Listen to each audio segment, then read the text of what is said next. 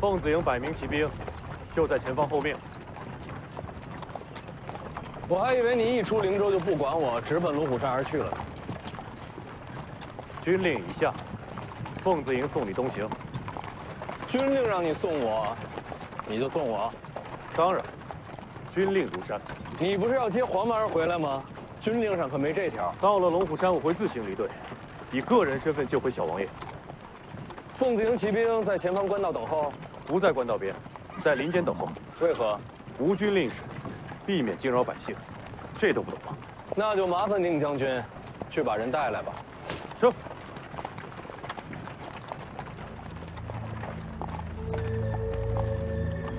世子，请留步。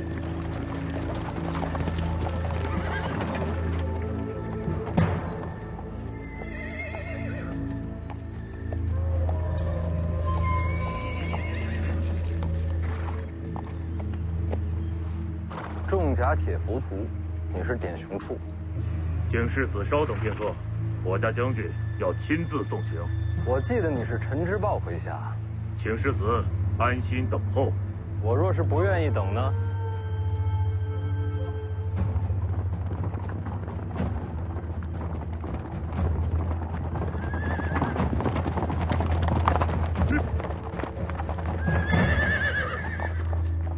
世子出行也不使唤一声，路球愿为马前卒，为世子这边坠镫啊！庆典呢？站路。楚将军，你这弩怕是射不穿铁浮屠的生铁甲。要不你试试？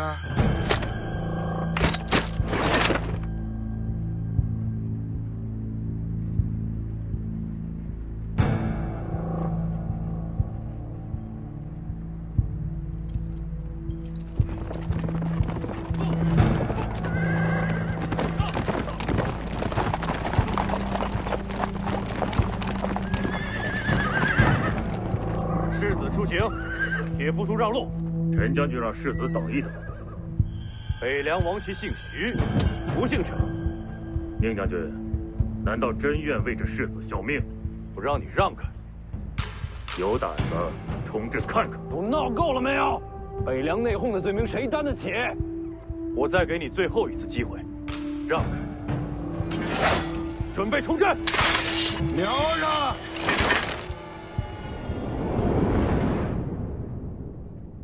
你不是要保护徐丰年吗？等他快死了，我自然会出手。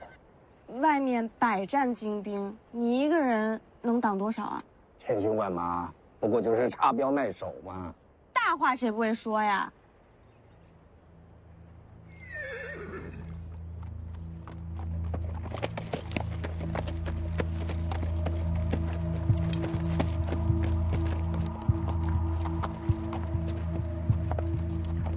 陈之豹，你小心点啊！万一我这有人松了弦，你不知道什么下场啊！我刚出灵州就着急追过来，这么急着想杀我？典雄处，将军，典雄处可护你东西。咱俩关系没这么好吧？为了北凉，你暂时还不能死。为了北凉，要不你先死一死？这没你的事儿。世子的事儿就是我的事。都别争了，我拒绝铁浮屠同行。有宁峨眉的凤子营就够了。他素来厌恶你，若要保护你，恐怕不能尽心竭力。难道你和典雄处还能欣赏我不成？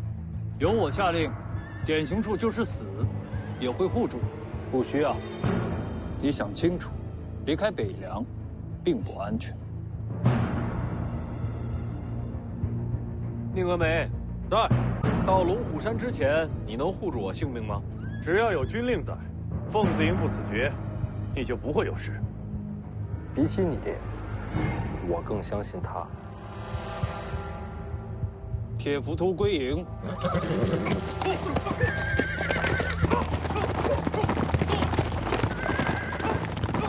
重骑退了。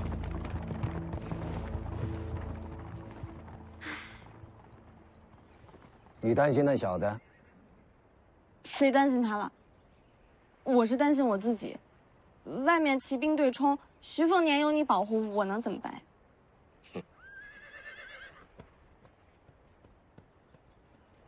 我已经决定接手北凉了。你不够资格，这次出行就是给自己争一个世袭罔替。这些都不重要。要接北凉，必须3点：一，心狠；二，多谋；三，人脉。这3点，你都不够。你这话说的跟徐骁差不多呀，能不能有点新意？对。你呢？这3点你都做到了吗？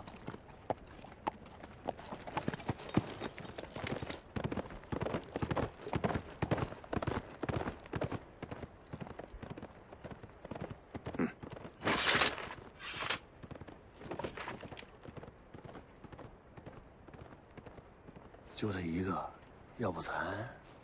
我倒是挺看好他的。这家伙是有点本事，所以他才留不得呀。别胡闹。世子，可不该把世袭罔替的事给说出来。这种事儿瞒不住人的，提前说出来，对北凉也好，京城也好，都让他们提前做个准备。你回吧。陆球要护着世子出北凉呢。徐骁马上进京，到时候你护着他。真的？就这么说定了。想得明白，世子一路小心。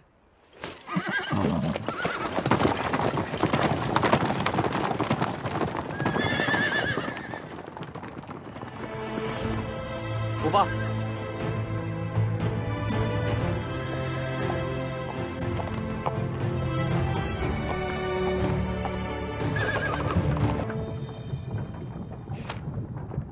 看什么？嘿，小丫头资质不错，想不想跟我学点真本事？不学。为啥不学？当年来求老夫想做我徒弟的笨蛋，可以从北凉排到东海。所以笨蛋才想做你徒弟啊？知道我是谁吗？我管你是谁。这倒是。连我自己都快忘了自己是谁了，又有谁还能记得木马牛啊？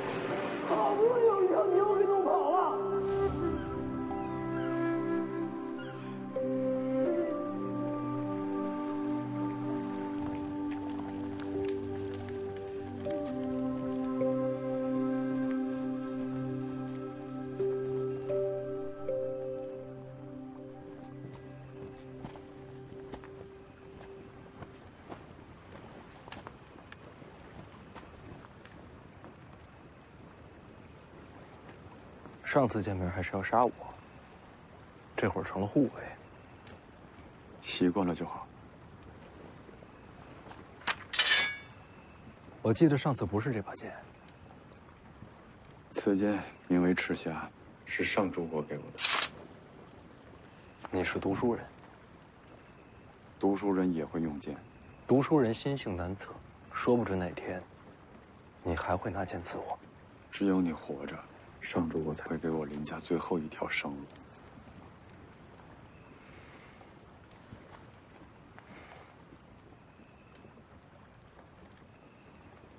林家现在如何了？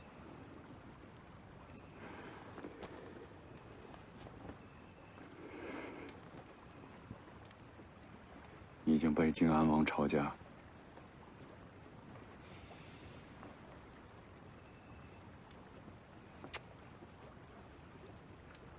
那你应该去求靖安王啊！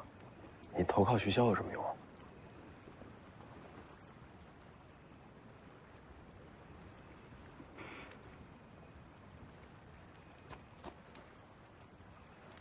你根本不知道你爹有多可怕。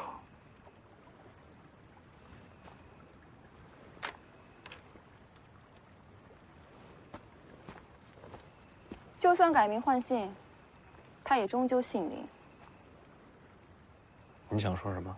这样的人留在身边，恐有祸端。我看过他的眼神，他连命都可以不要了。这种人杀不杀都一样，心已经死了。那我替世子时时刻刻盯着他。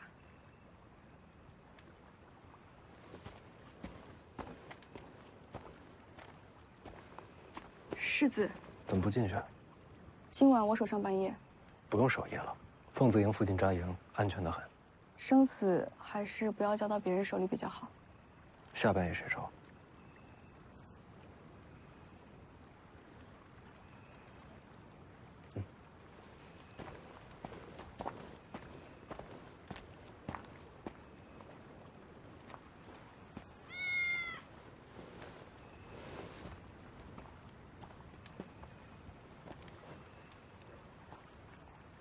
我们已经出灵州了。我知道啊。既然已经出了北凉，那我们就有机会了。什么机会？逃啊！去哪里？去哪里都比这儿强。你有没有想过，徐凤年入江湖，徐骁为什么指明要你跟着？你想过最坏的可能是什么？我死。对啊，说不定就要死。徐骁杀了这么多人，为什么偏偏让我活着？关键时刻，楚国公主的命还是挺有用的。他要杀你？不是杀我，是拿我的命换东西。江离呢？前辈哪里人？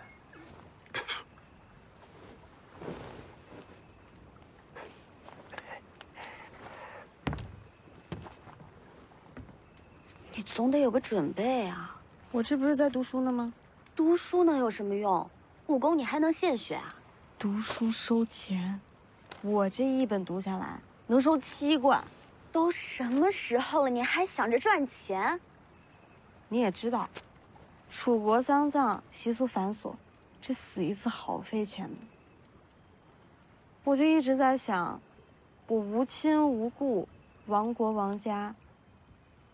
等我死了，这要是连葬礼都办不全，是不是太可怜了？你赚钱是为了给自己下葬。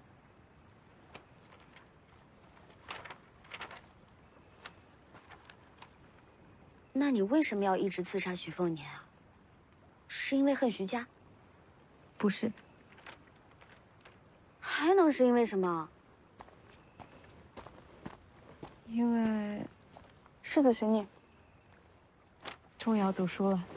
我陪你一起去，只叫了江离一人。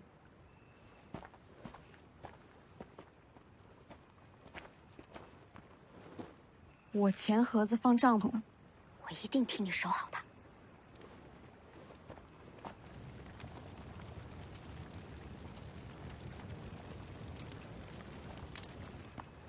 读书吗？没错。不是这本，去车上那些。可我都读了好几天了。没读给我听就不算钱，还是一字一文，读完就给。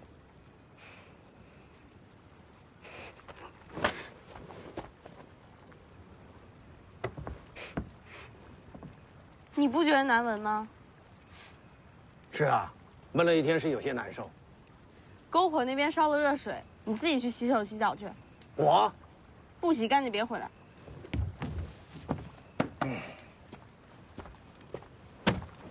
读哪本？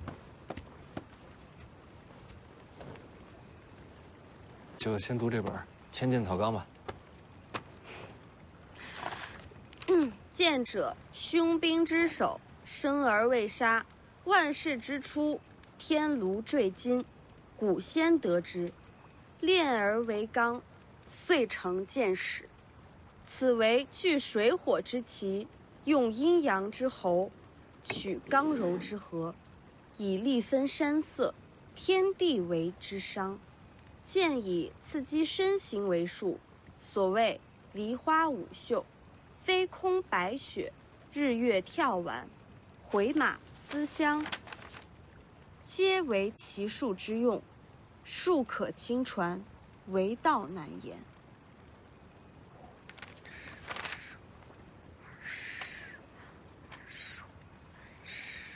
接着读啊。我数数多少字？读完一块儿算。55、60、65、70、75、80、85、90、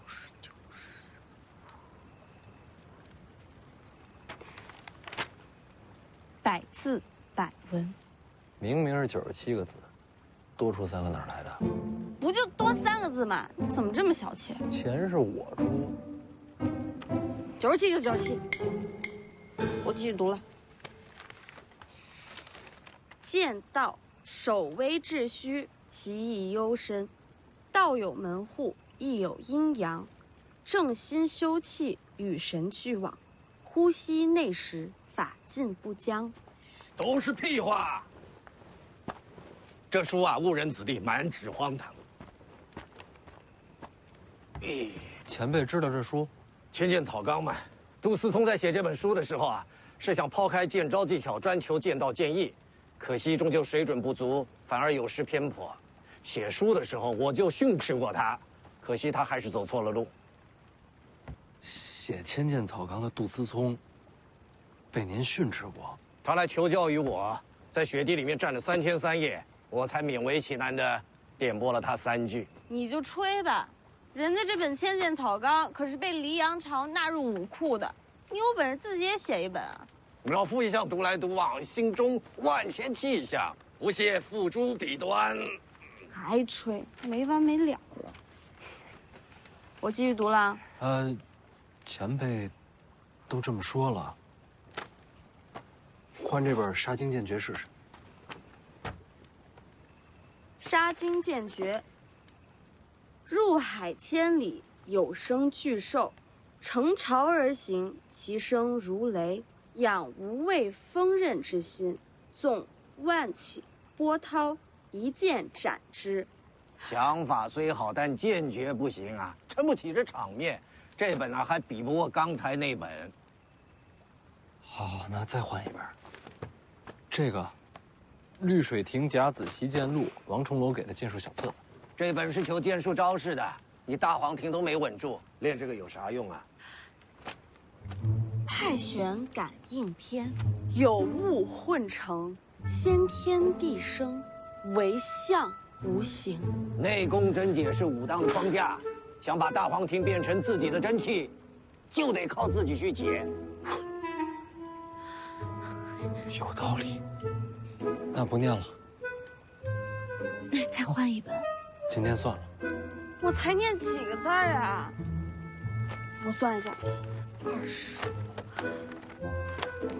，195个字儿，195文钱。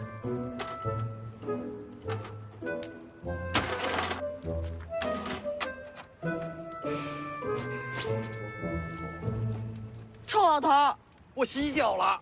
就你话多，不然我能读好几本呢。你算算，你到底欠我多少钱了？老夫可没钱啊。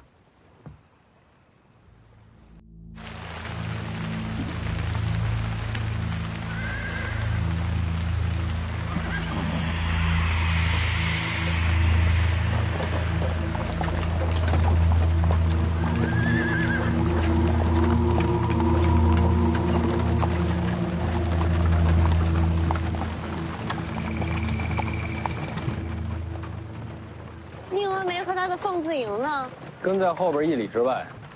可离你那么远，怎么保护你啊？这不是有前辈吗？姓徐的小子心机深呐，他调开凤字营就是盼着有杀手出现。想看你出手，从你手段猜你身份。哎呀，小丫头聪明啊！哎，不过这小子打错了算盘。我只保你性命，你手下死绝了也与我无关。凤年他们应该出雍州了吧？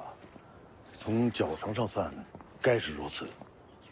出了雍州，就到青州了。青州的靖安王一直和我们北凉针锋相对，世子在青州恐怕会有些波折。楚禄山，在，你就不要随我去京城了啊！我答应过世子的。你们轻装前行，到达青州需要几日？2日便可。啊。哎，你呀，就守在王府门口，一旦收到了药营送来的剑穗，你立刻率领本部骑兵赶往青州。义父是要我马踏青州，那不就成造反了吗？那我赶去青州该干些什么呀？啊，到时候凤年会交代给你的。那您怎么办啊？京城确实有很多人想让我死，但我一旦去了那个地方，非但没有人敢动我，而且他们会想方设法的保我周全。知道为什么吗？有我北凉大军在，义父便高枕无忧。走了。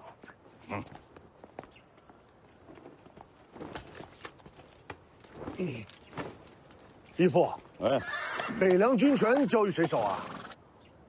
啊，镇守北凉，非陈之豹莫属。走。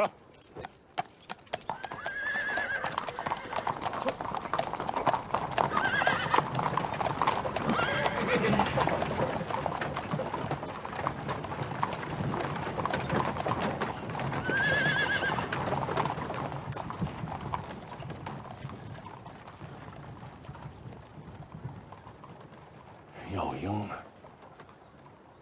剑穗，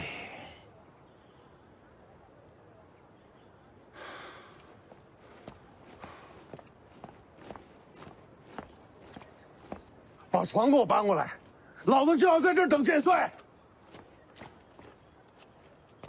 老子跟你们说话了，搬床去。去了，快去！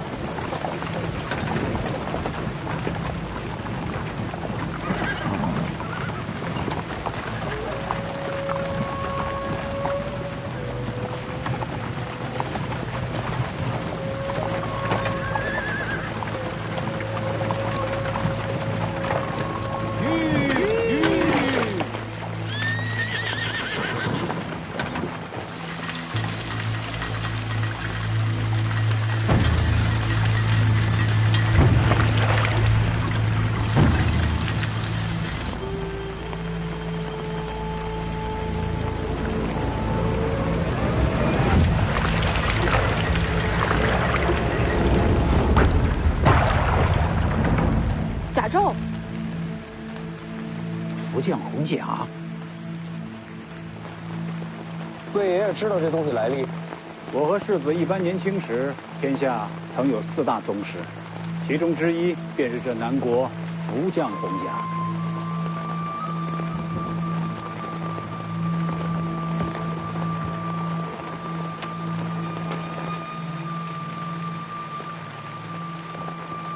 前面拦的那个就是。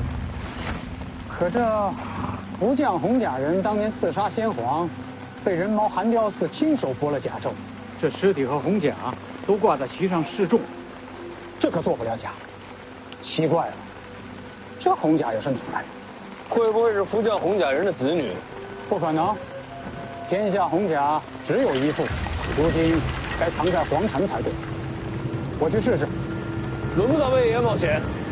叔兄，李钱塘。借马一用，随你用。枪！咱俩谁先谁后，出手也得分个主次吧。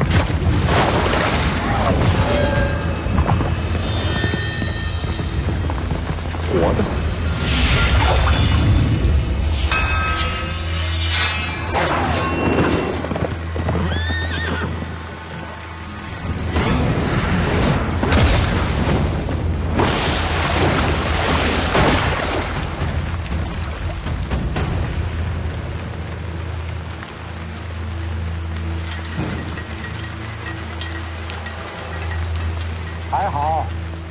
不是4大宗师里的福将洪甲。谁说不是？那这福将洪甲应该更强才对啊。这洪甲出自龙虎，是上古战甲。可是很少人知道，这洪甲可以分成5句，对应5行：金木水火土。这是水甲，大雨倾盆，威力最甚。那2个打不过他的，叫他们让开。停手！回来！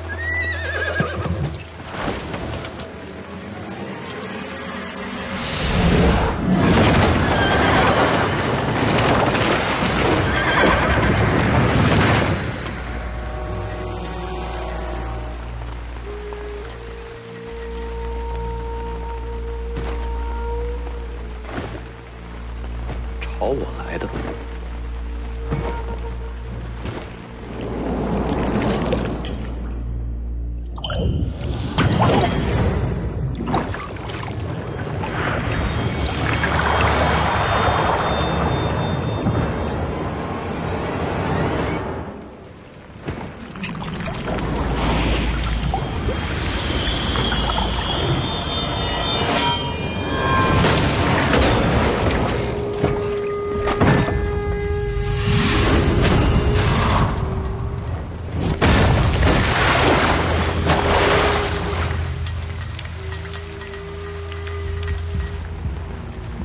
这就完了？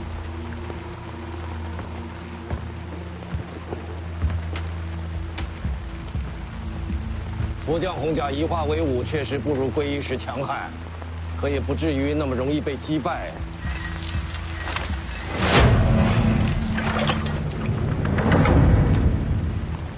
这都没死。孙身有死，这已经不算活人了。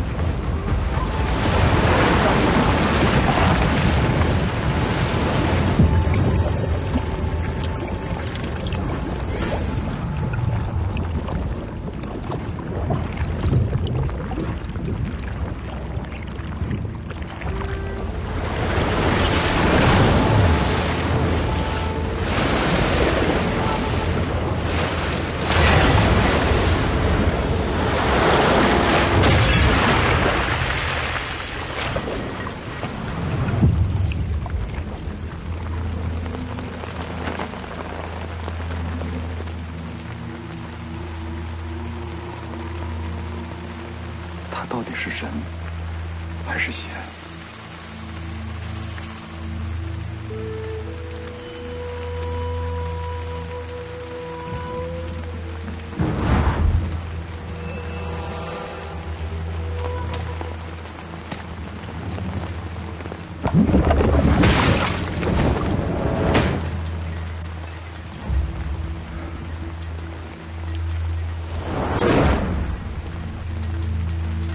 这老头好强，我怕是对付不了。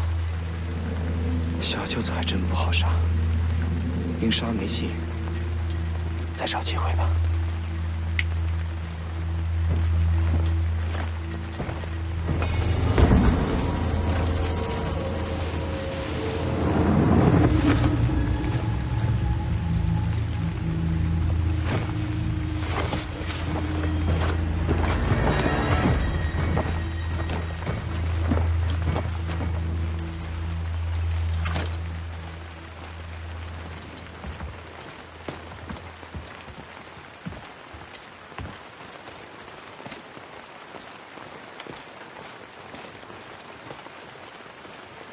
幸亏我练的是刀，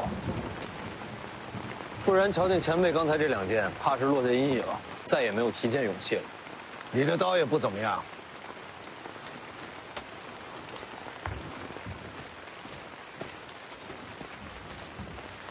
哎，呵呵，怎么样，小丫头？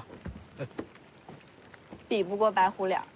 那丫头是不错，可与我相差甚远啊。人家双刀舞的比你好看，嘿嘿，我也会漂亮剑法，长得也比你好看啊，这也能比呀？所以我不做你徒弟，别想来。你的天赋真的不比外头那小子差，若跟我学剑，必成大器。我这身份，本事越高，死得越快。你怕姓徐的小子杀你啊？我看他舍不得。呸！那家伙阴险毒辣，什么事做不出啊？我教你啊，保你胜过他。不学，练武太苦。想学的时候记得告诉我啊。为什么非要教我？你天赋不错，还有那蛮不讲理的精气神也合我心意。嘿嘿。他呢？那小子天赋不错，只是心思太深，还得再看看。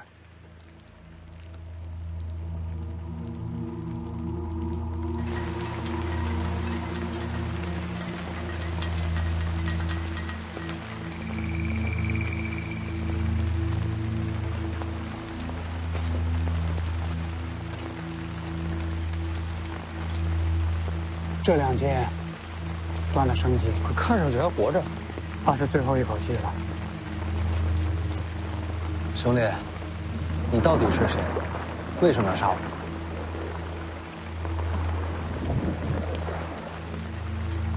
看来是不想说。他不是不想说，是不能说。怎么讲？我看了，这人神智受损。神智受损？刚才出手可不像。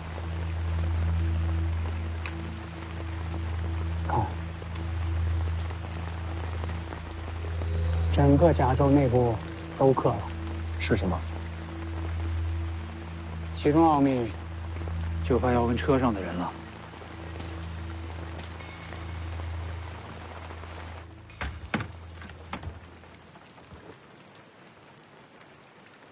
你看，这是什么呀？那红甲人身上的。这面刻的是什么？瞧着诡秘。这世上怕是没人知道底细了。小子心思不正啊，拐弯抹角来探底细。前辈知道。知道你就说呀。这是真气。真气。这符箓是用特殊材料刻下，作用是流通真气。真气在这些纹路中流通，不仅仅是流通，还能储存真气。最奇妙的就是，这符箓将真气传入这里。脑袋里，所以说外面那人不是天生神力。这红甲阴损得很，等于是培养一批死士，再用甲内储存的真气助其伤人，所以我才下了杀手。那里面的人，宁死也不会投降。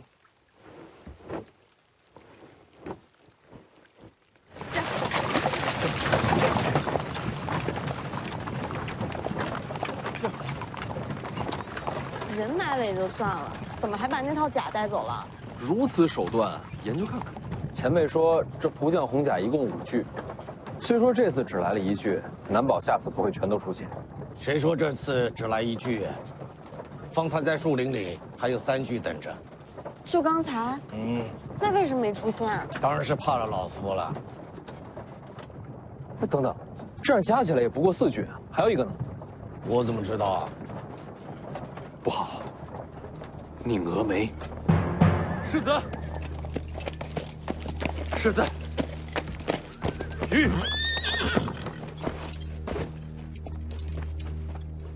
遇袭了。世子，有一红甲人偷袭凤子营，结果如何？是在下无能，凤子营死伤了40多人，都无法留住那个人，只是将其逼退，最终还是被他逃脱了。宁峨眉甘愿领罪，只求世子饶了凤子营剩余的将士。按北凉军律，作战失利，兵将无能，是何责罚？最少鞭挞，最重斩首。我们这边也遇上了红甲人，他们2个对此可是束手无策。你能将其逼退，已是难得。我再多问一句，激战中，凤子营可有未战后退之人？一步未退，只有战死的凤子营，没有逃命的北凉兵。好，死伤过半，勇战不退，可称骁勇之士。此战凤子营勇战得胜，有功无罪。起来吧。宁儿没替凤子营谢过世子。你把剩余将士带回北凉吧。现在看来，此去东行怕是条死路。北凉铁骑何曾怕死？阵亡的士卒要不要回家？你把他们带回北凉，然后再赶回来。我会放慢速度等你。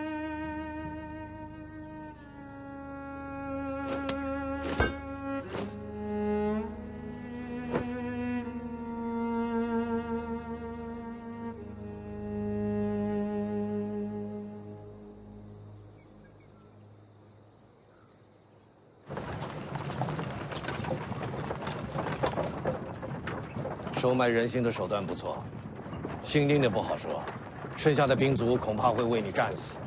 凤子营没那么容易被收买，我也不愿他们战死。你是世子啊，他们为你死是天经地义。我接手北凉就是为了颠覆这样的天经地义。你小子有点古怪啊。不说我，前辈方才那2箭惊天动地，我还是忍不住想问前辈名号。我用箭，你可以猜猜。不用猜了，他是李淳罡。小丫头，你怎么猜到的？剑神李淳罡。 60年前，剑神李淳罡横绝一世，一把木马牛战遍天下，未逢敌手。你的剑我听说过，连我自己都快忘了自己是谁，又有谁还能记得木马牛啊？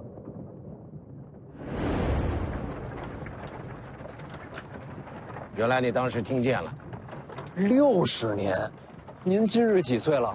修真气的活得都比普通人长。 你小子一身大黄庭加蓝，比我还能熬呢。那既然是上一代剑神，你的剑呢？江宁，不能问吗？没什么不能问。与王仙芝一战，我的木马牛被他双指折断了。王仙芝赢了，剑都断了，当然是他赢了。然后你要去挑战王仙芝，我就拿个剑匣，不一定非得挑战他。 你知道徐丰年要去武帝城？知道。那你还去？你以为我躲在地下是因为败阵断剑怕了王仙芝吗？难道不是？打架打输了有什么可怕的？我躲着，只是因为我发现自己是个蠢货而已。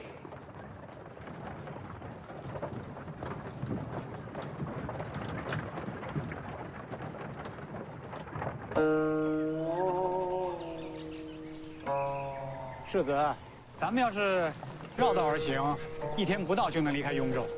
如果走后山，恐怕要耽搁10日。我知道。世子，车里真是李淳罡？应该不假。这都怎么了？一个名字变成这样。那可是剑神李淳罡啊！ 江湖代有奇才出，这一位独占鳌头50年，他当年的剑法那是冠绝天下，这风采，宇内无双，真是令无数侠女痴迷，天下剑客敬仰啊！顾兄，你也痴迷李剑神吗？我可是听他传说长大的，对我来说，他就像剑神林凡一样。 青鸟好像没反应啊。我就是个丫鬟，嫌贫爱富的，对穷老头什么的没兴趣。姓林的，你呢？吕钱塘，你呢？吕钱塘，我好歹是个读书人，他若能考上状元，我便钦佩。这闷葫芦，咱们抓紧赶路。晚上住观里，遮风挡雨。怎么感觉世子越到青城山，就越高兴呢？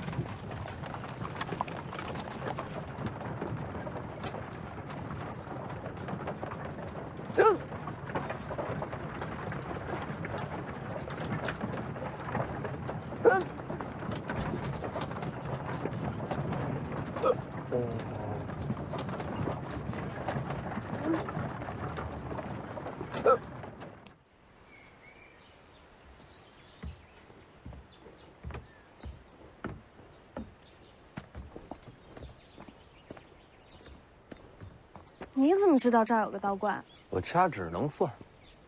那可真厉害。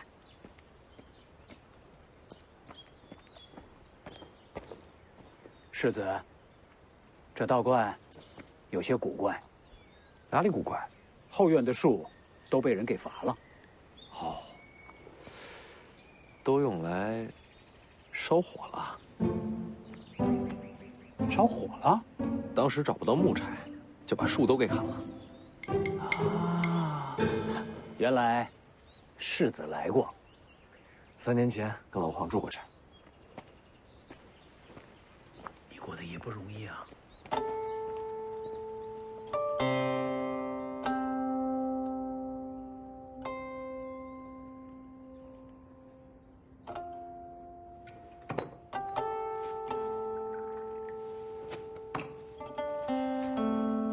苏修和吕钱塘出去捕猎了，看看能不能搞些野味回来。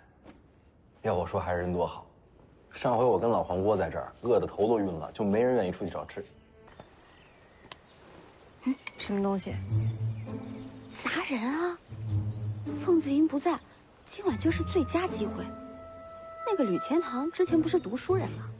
看起来身手一般，我们就把他当做土炮口。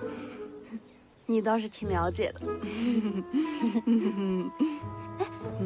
你听到我说没有？就这么说定了。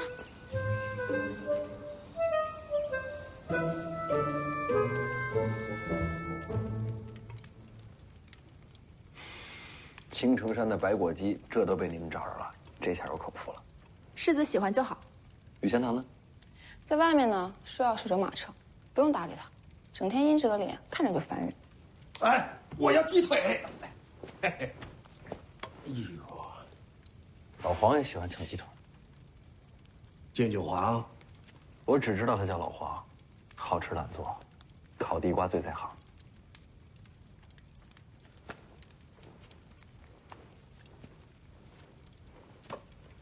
来啊，要吃自己拿。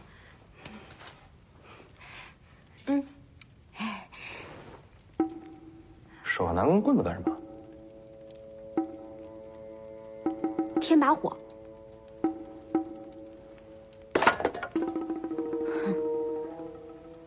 莫名其妙。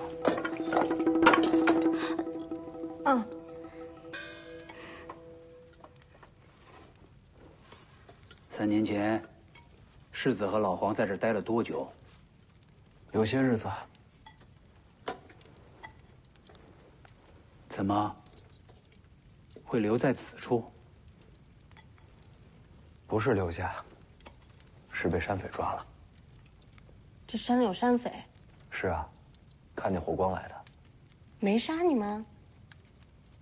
是群傻乎乎的山匪，有老有小。看我跟老黄饿得不行，还分了半只烤鸡给我。还有这样的好事儿？到后来都成了朋友，离开青城的时候给我塞了好多吃的。重游旧地，是想再遇故人。还真挺想见到他们的。若是能看到火光，没准真会出现。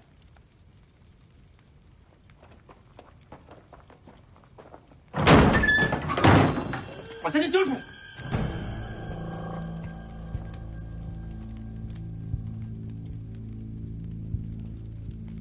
人还不少啊。这就是傻乎乎的山匪。不是他们，奇怪了，这应该是他们的地盘。世子，我常在江湖行走，依我的经验看，占山为王的山匪被换了人，就2种情况。还敢聊天？拿我当假人呐？就是。赶紧把钱掏出来！掏出来！快站这边，女的站在这边来。第一种被夺权赶走，那第二种呢？被新势力赶尽杀绝。我们一个也不浪费。小丫头还学着别人拿匕首。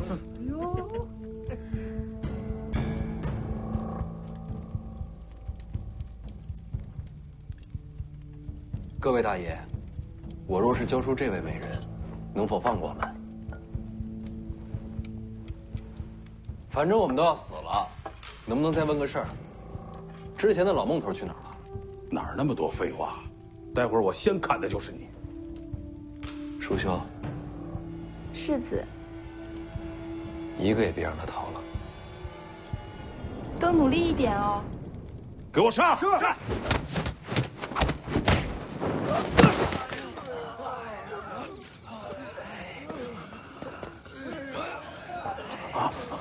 别上去走啊，进来聊。罗密欧，我有眼不识泰山，还望大爷饶命。来青城多久了？1个多月了。时间这么紧，没见自己的寨子吧？寨子是原来人留下的。你把他们杀了？没有没有。但是我知道他们惹祸了。惹祸？惹什么祸了？枪个老神仙抓走了一个10几岁的小丫头，然后姓孟的那伙人又去登门要人，结果一个都没出来。小雀儿，青阳为什么要抓那丫头？听说青阳的老神仙擅长采阴补阳，可能是看上了。抓进去多久了？我们来之前的事儿，不到2个月。大爷，你还有什么要问的？我都说了。杀过多少人？没杀过，我们都是苦人，都是被逼无奈干这个的。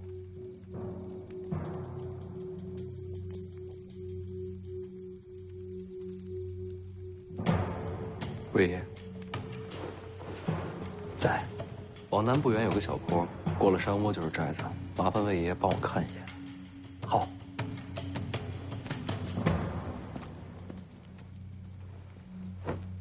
把人给我看好了。世子放心，一个都跑不了。世子去哪儿？出去走走。一起。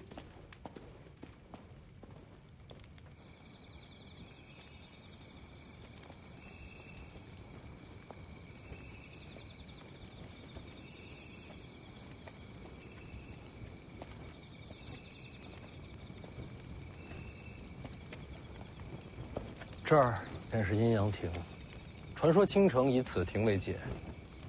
山下是阳间，山上是阴间。阴阳恐怕没这么容易分清吧？是啊，这世上本就是阴阳难分，人鬼莫辨。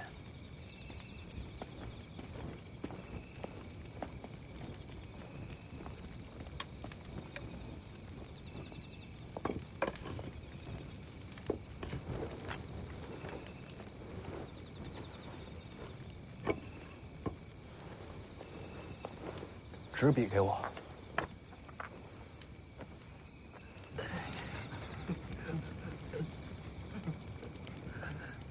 别动。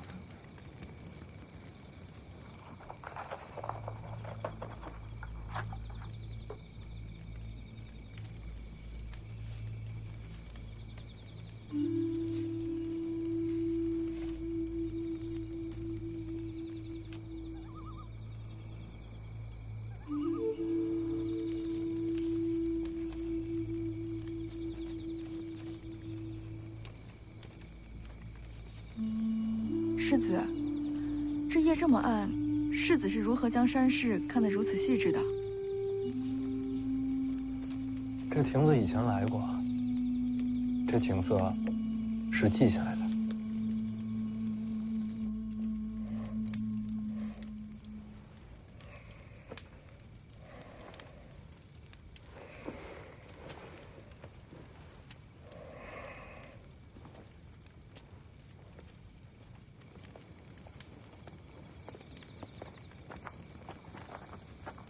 去哪儿？多喝了点水。我怕黑，得找个人陪着。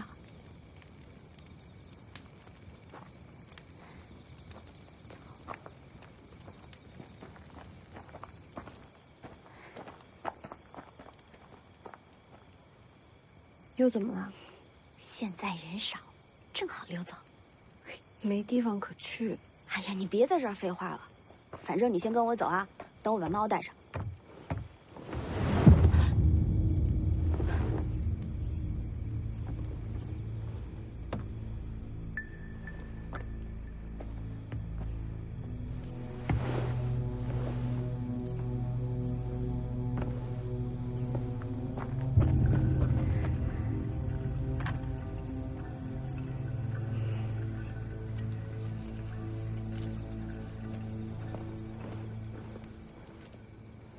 世子，您是怎么找过来的？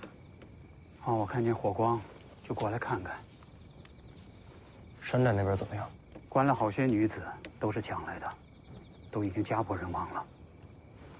他没想着报仇吗？想，可是怕。最后，都走了。那些匪徒是宋官吗？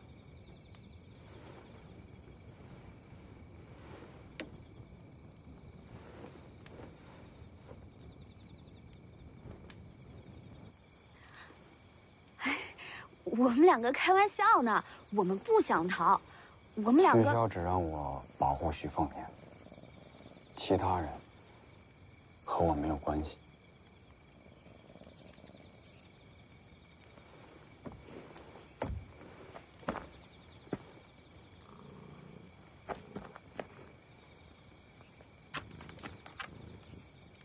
你们走吧，我不拦着。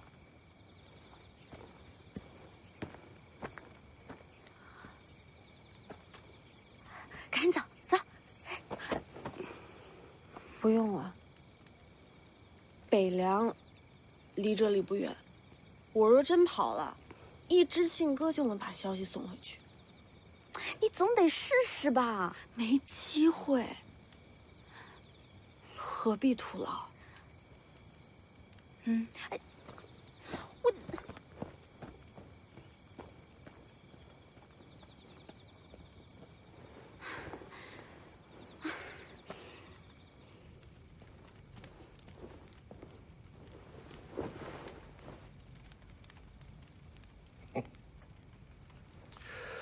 我是觉得你不想走。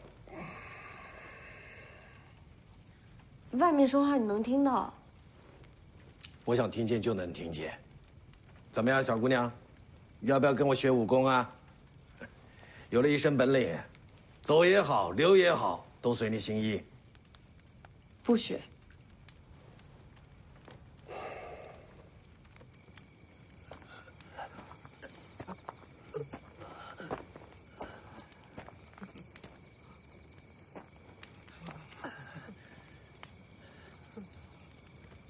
世子说了，被伤害的人害怕了，没关系，他们的仇，我们来报。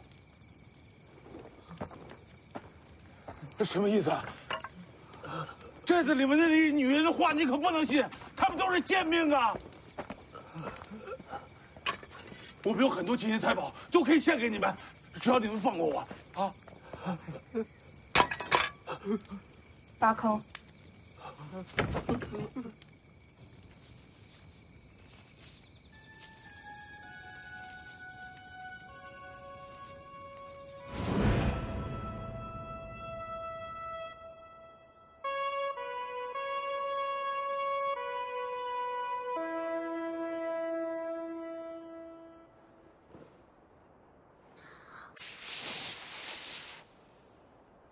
我怎么不行啊？我教你啊。哎，徐哥哥，我就知道你会走的。等教会了你，我再走，好不好？那，你以后要回来看我？一定会来。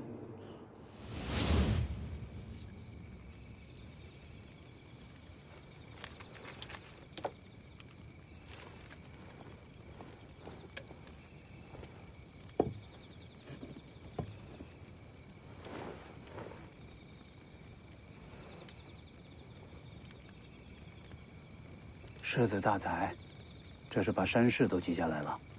总不能白走了这河山。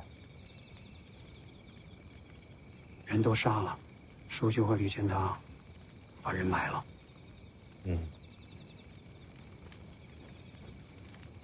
魏爷爷是有话想说。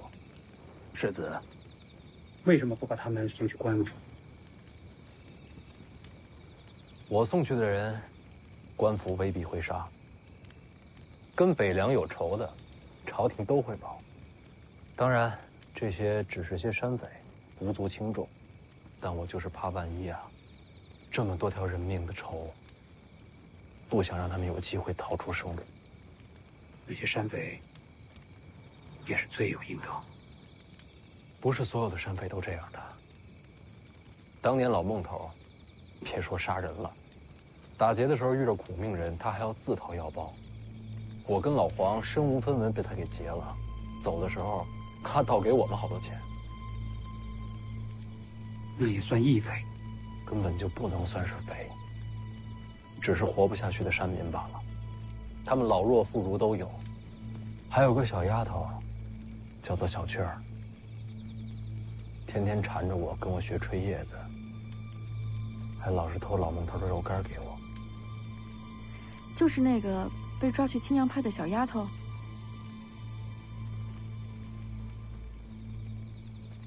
青阳派吴灵素，先帝御赐，青城王名号，自立神霄派，继武陵门派，又是皇室耳目。青城是北凉境外第一关隘，这吴灵素，其实就是暗中监视北凉。我知道，这次路过青城山，本来打算好了，要避开青阳派的。世子做得对，此时正跟朝廷保世袭罔替，就不能和吴灵素起争执。我答应过小雀儿，要回来找他。被抓这么久了，到如今什么都晚了。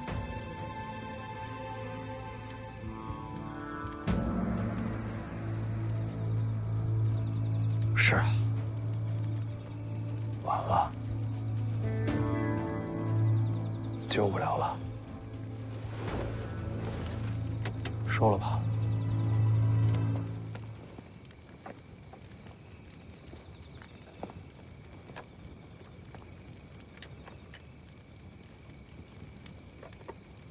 成大使者需阶级用人，权衡利弊。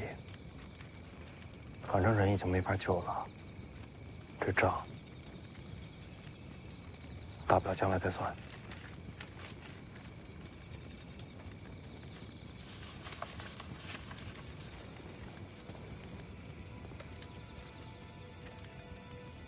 可万一人还活着呢？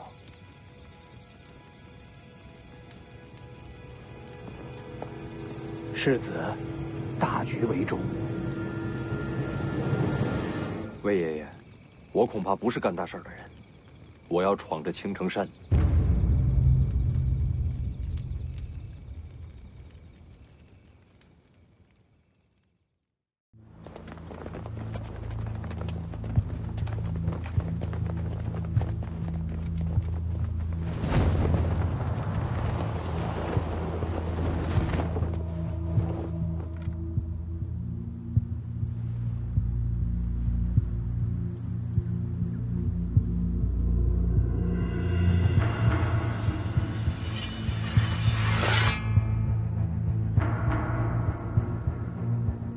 吴灵素人呢？看这石碑，先皇御笔。不管你是何人，下马说话。这字儿也不怎么样。找死！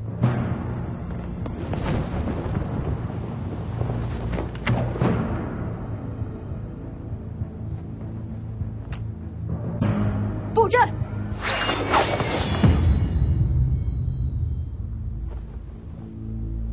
神霄剑阵，谁破一个给我看看？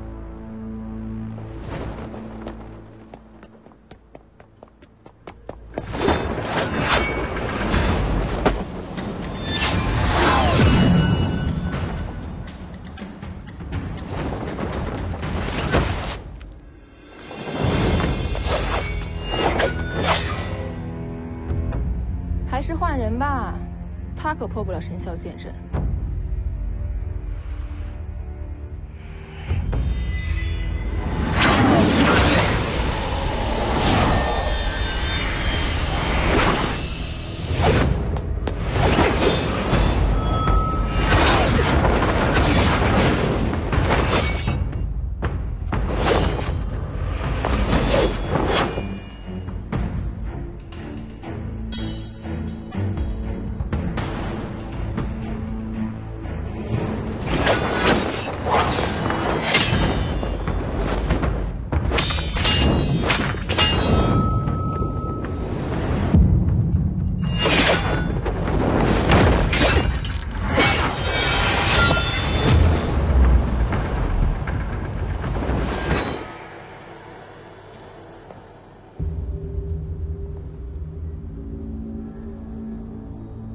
这小子是不是变强了？用的是赤霞剑诀，很高明的剑术吗？高明个屁！靠气血内爆才借来一点力气，用的越多，伤的越深。练这个的都活不久。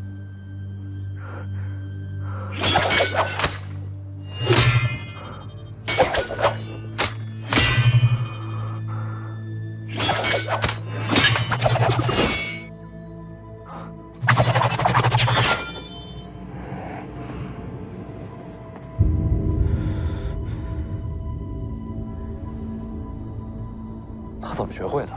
王爷给他的。许萧匡的。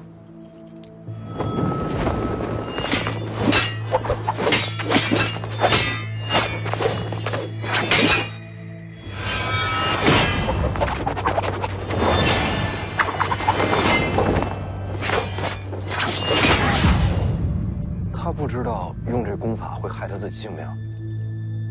知道。你真的想好了？此剑法虽然威力很大，但凡是练它的人，死的都很快。若我用命来拼，能换林家一线生机，我死1000万次，都心甘情愿。给他吧。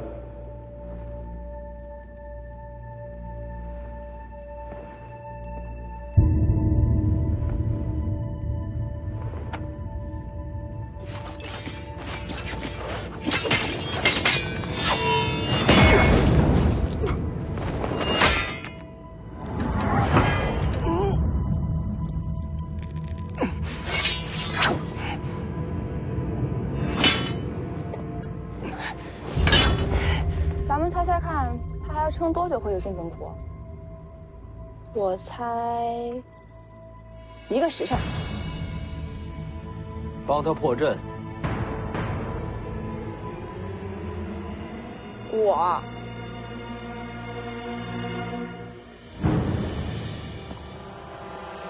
世子说什么，就是什么。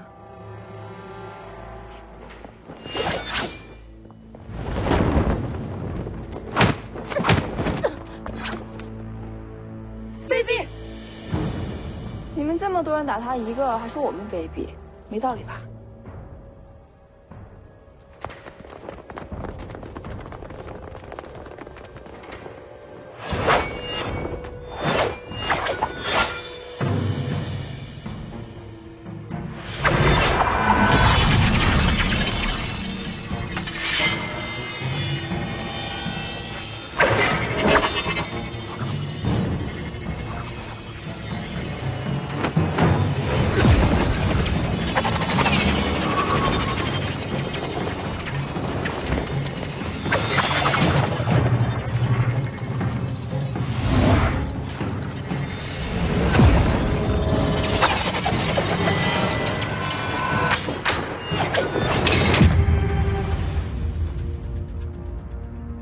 方才是玉箫阵，现在才是真正的神霄剑阵。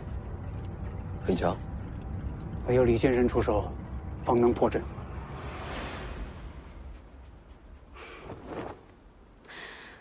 你不出手？你拜师我就出手。不出手拉倒。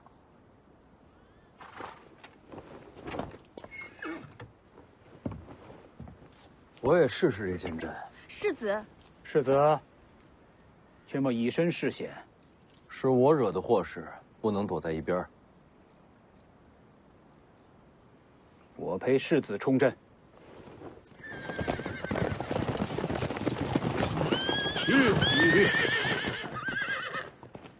世子，死伤者已送回北凉，宁峨眉率凤子营归队。来得正好。先皇留下的石碑，天下闻名的神霄剑阵，敢不敢陪我冲个阵？列阵！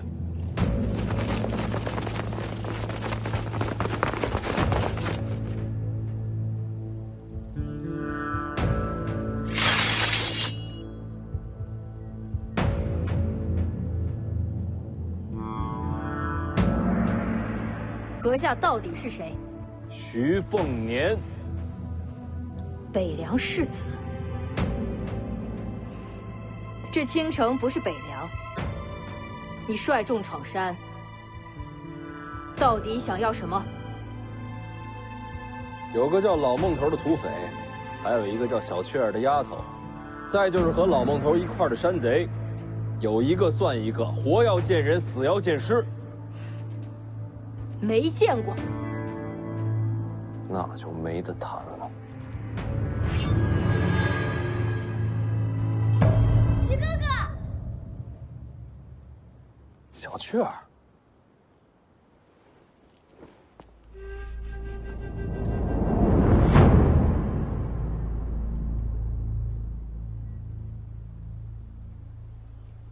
青城王吴灵素。世子远道而来，何不入青城山，观赏山色？好，世子一人入我青城山即可。世子不可。好，我一个人上去。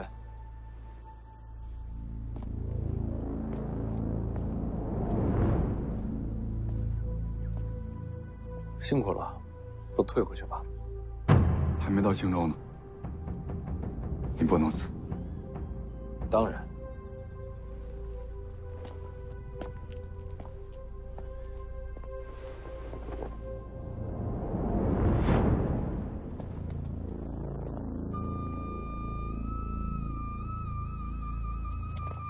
做好准备，如有变故，马踏青阳。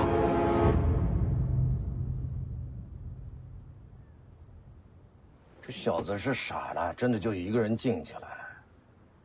你这丫头也不担心啊？万无一失的局面，有什么好担心的？你是说我肯定会出手救他？不如赌500钱。徐凤年不用你出手，一样能化险为夷。这小子刀法还未入门，不可能有这本事。赌不赌？赌。能溜进去吗？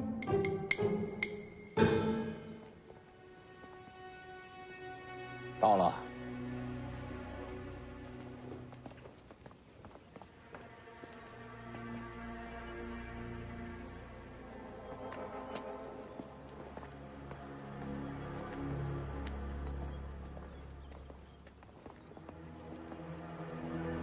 小雀儿，你先进去。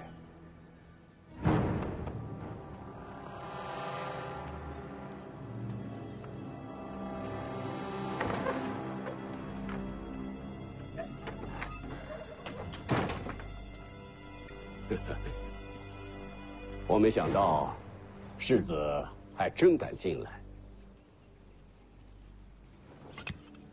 把人给我。闯青阳派。就是为了这个山野丫头，你开条件。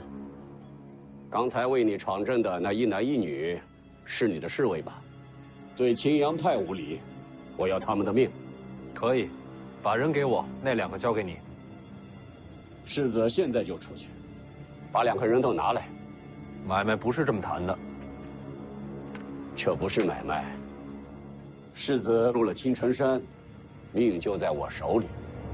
你没得选，这就骗不下去了。你觉得这小子接下来该怎么办？怎么办？谈不了就打呗。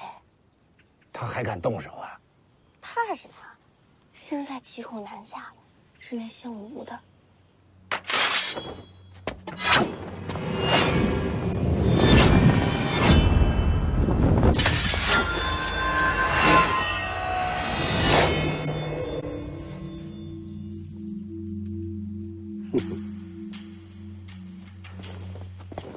你找死吗？我给你一个机会，把人给我。可现在，你的命在我手里。凤子英就在大门外，所有人都看见我跟你进了青阳派。你想杀我，先想想自己有没有本事杀光门外所有人。只要走了一个，徐骁就会带着北凉铁骑踏平青城山。杀了你，我即刻回京。我就不信徐骁能飞过来找我。不用飞。京城会把你全家绑给北凉。胡说！用你一家性命换徐骁收兵，一本万利。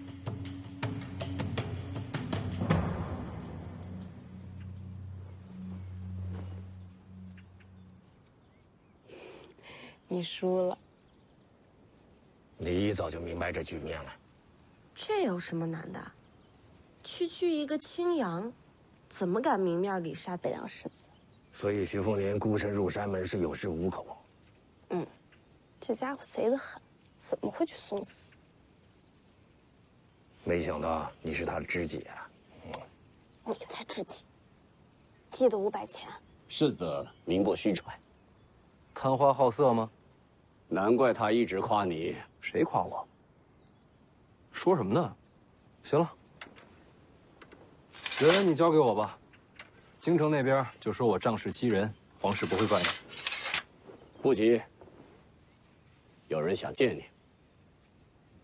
老孟头没死，有眼光，有胆识，世子很了不起。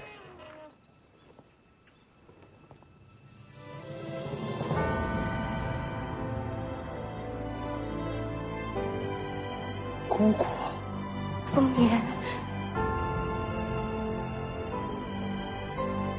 姑姑，赵玉台，你认识？我躲在听朝廷底下好些年，徐骁夫妻每次来见我，他都守在边上。他是徐骁的人。你知道徐凤年他娘吧？王妃是府上第一个对我笑的人，我到现在都还记得。他娘姓吴，来自剑冢吴家，是吴家上一代剑冠。吴家的剑主都有自己专属剑室，与剑主一起长大。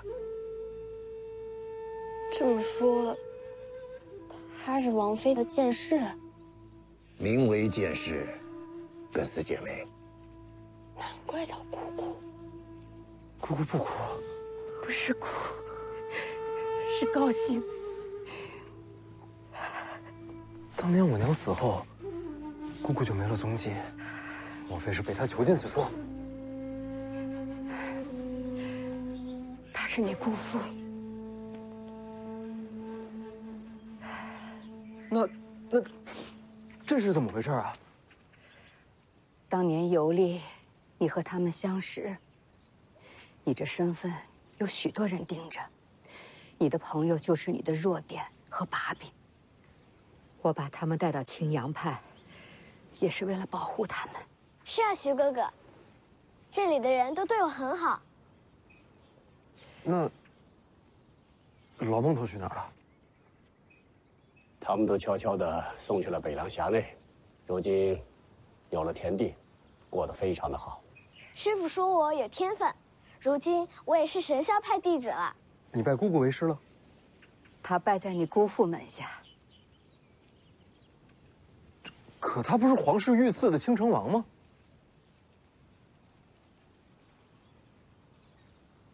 这么多年青阳派仇视北凉，全是假的？是反间，替北凉盯着京城呢。这事徐骁知道？自然知道。你们俩好好聊着，我去周围看看，免得让人瞧见。徐哥哥，我待会儿再来找你。我这些年做的事，稍有疏漏，就会天翻地覆。大将军不敢泄密，也是怕我遇到危险。真是大手笔。青阳派竟是北凉暗线，将来铁骑若出北凉，青城山便是通途，再也掐不住北凉咽喉。不仅仅是青阳派，我真正做的事，比这更重要。还有什么事能比得过这手笔？这些年，我一直在查害了小姐的凶手。啊？谁？世子，快走！姑姑没事，自己人。你家的事我懒得听。你怎么在那儿啊？都怪这老头。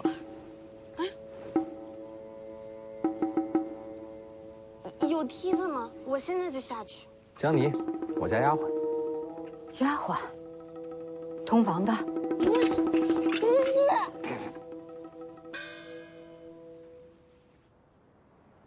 这还没出来，咱们冲进去。不用了，李剑神跟江妮已经不在车里了。你是说？应该已经进去了。那就好。剑神在，世子可保无忧。哪个剑神啊？哪有第二个剑神啊？独臂的便是李淳罡。他还没死啊？还没。前辈见谅，我不是那个意思。